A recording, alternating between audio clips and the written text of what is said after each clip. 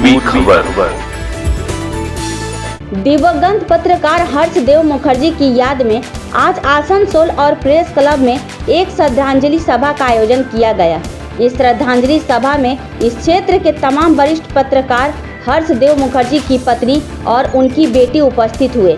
इस मौके पर उनकी बेटी ने बताया कि उनके लिए उनके पिता का जाना एक व्यक्तिगत क्षति है, लेकिन आज एक बेटी के तौर पर उनको यह जानकर बहुत गौरव की अनुभूति हो रही है कि उनके पिता के जाने पर इतने लोगों ने अपना दुख जताया। বাবার সম্পর্কে তো সবাই তো কবি, সাংবাদিক, নাট্যকার, প্রবন্ধকার, গল্পকার এগুলো সবাই জানে। আর বাবা তো যেরকম সবার কাছে, মেয়েদের কাছে বাবা যেরকম হয়, আমার বাবাও আমার কাছে সেরকমই ছিল। তার থেকে মনে হয় আমার নিজের যেন মনে হয় অনেকটা বেশি ছিল, কারণ সবসময় বাবার কাছ থেকে অনেক কিছু পেরেছি। যা জানতে চাইতাম সব বাবাই, সবসময় বাবা আমাকে জানিয়েছে। মানে আমার কাছে বাবা এরকমই, যেমন একটা সেই বই পড়ে মানুষ যেমন বইয়ের পাতা খুলে খুলে যায়, সেরকমভাবে বাবা আমাকে সব কিছু জানাতো। এবং বাবা এত গল্প করতে করতে সব কিছু বলতো, যেটা মানে সবসময় মনের মধ্যে সবসময় সেগুলো থেকে যেত। মানে কোনো সময় কোনো পড়া বুঝতেছি, বাবা বলতো যে কোনো ব্যাপার না, তুই আমার কাছে এবার বই নিয়ে পরীক্ষা হয়তো করি, বাবা সব বুঝিয়ে দিত। আর সব বিষয়ে সবসময় সবার ভালোটা দেখতে বলতো। আমি তো বাবাকে যে হারানোর পর কি লাগছে মনে, সেটা আমি তো বলে বোঝাতে পারবো না।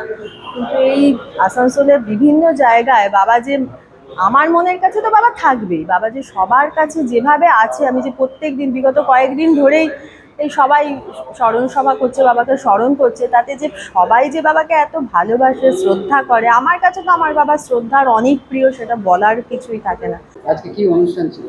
আজকে ছিল আমাদের প্রয়াত সাংবাদিক, কবি, প্রবন্ধকার হর্ষদেব মুখোপাধ্যায়ের স্মরণসভা। আমাদের আসানসোল প্রেস ক্লাব থেকে আমরা এখানে আয়োজন করেছিলাম। আমাদের মোটামুটি বিভিন্ন শিল্পী, সাহিত্যিক, কণ্ঠশিল্পী, গানের সবাই এখানে উপস্থিত ছিলেন, সবাইকে স্মরণ করেছেন। ওনার পরিবারের লোকজন এসছেন, ওনার স্ত্রী এসছেন, ওনার মেয়ে এসছেন।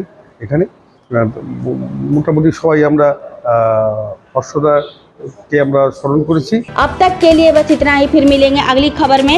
ऐसी और भी खबरों के लिए देखते रहे पूर्वी खबर। चैनल को लाइक, शेयर, सब्सक्राइब करना ना भूलें और बेल आइकन को दबाना ना भूलें और देखते रहें पूर्वी खबर। पूर्वी खबर, नजर सब पर।